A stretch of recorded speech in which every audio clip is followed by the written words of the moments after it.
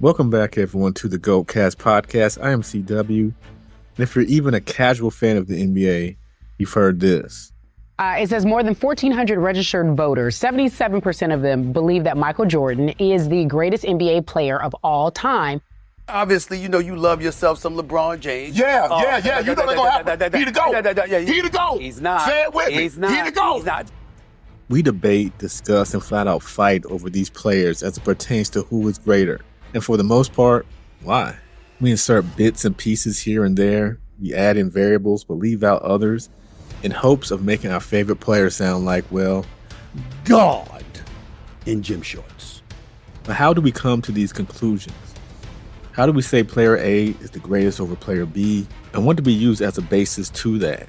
Well, today we want to dive into a pretty contentious topic, and that is making your case. Let me emphasize that, your case for the best player or players in the NBA.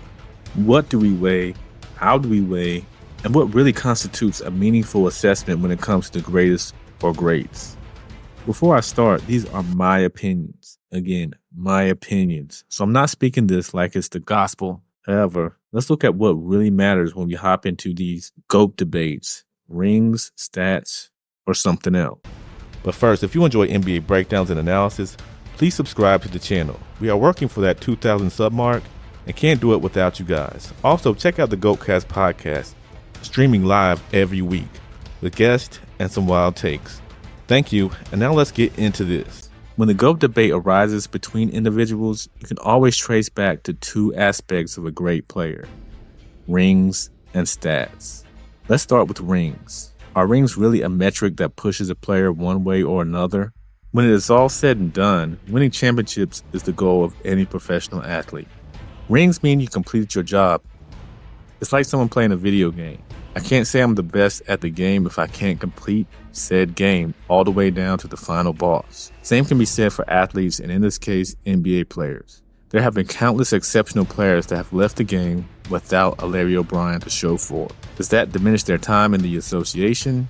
I can't say, but rings could never tell the full story. I mean, if we only use rings for how we assess a player's greatness, then Danny Green technically would be in the spotlight more than Kevin Durant. They both have been to the same amount of finals, but Green has one more ring.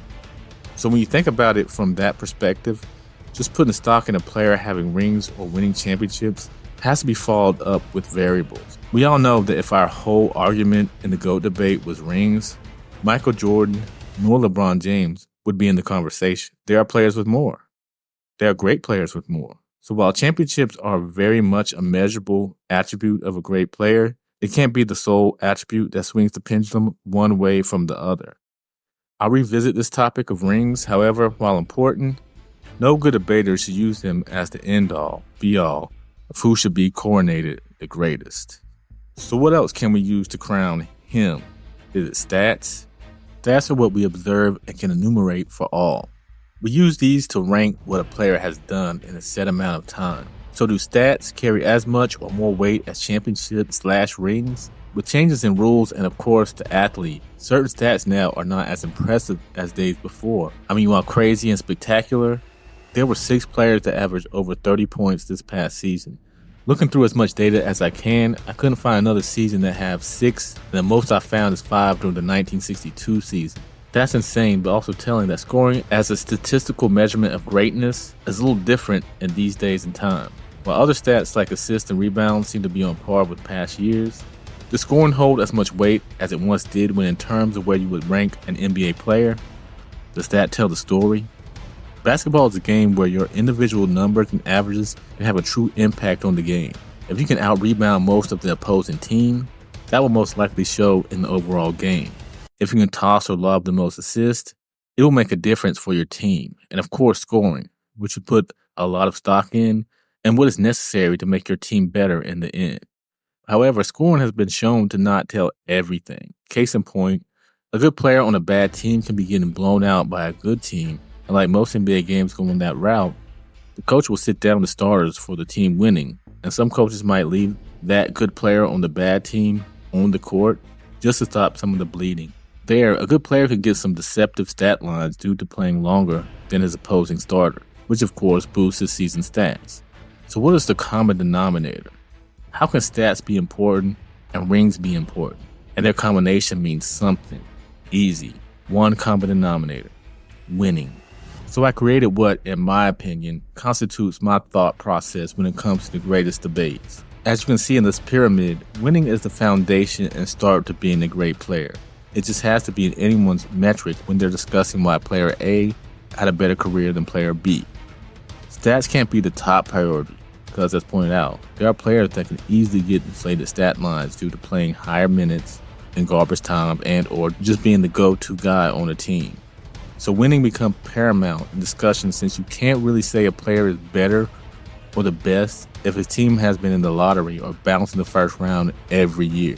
With winning being the foundation, you have to have impactful statistics to go along with winning. Your involvement on the court has to equate to your team's victories. It's just as simple as that. And no, it's not just scoring. However, in almost any place the game is played, most players' only concern is, how many points did I get? That's normal though, as people don't really pay to see rebounding or assists or blocks. So guys that may not put up mega buckets aren't as lauded as those that might score big, but their efficiency isn't the greatest. And that's the problem. People look at scoring and points, and with that, they draw their conclusion, whether it be with Jordan, LeBron, Kobe, or whoever. Meanwhile, for those that are invested in the game, they know those guys do way more than just score to impact the game. But the key to this is that they can score at a high level while being able to do all the other statistical aspects in a game. You can look at a guy like Tim Duncan, not always a gaudy scorer. However, his game and play on the court translated to winning. Lots of winning. In fact, he has a 71.9 win percentage. Better than Jordan, better than LeBron, better than Kareem, Bill Russell, or Shaq. Winning at that type of pace and being a consistent contributor on the court may go overlooked by some, but in reality, Duncan should be in GOAT conversations far more often than he is. But we'll save that conversation for another video. But hold that thought. What is at the top of my pyramid? Rings. I believe winning championships is the paramount measurement when discussing who the greats or greatest are. You can be a winner, you can be statistically impactful, but if you can't seal the deal, how can it put you at the top? In my opinion, rings are what separate the greats from the greatest. If they have been career winners and have impacted the game with their individual stats, then winning championship rings elevates them above their contemporaries.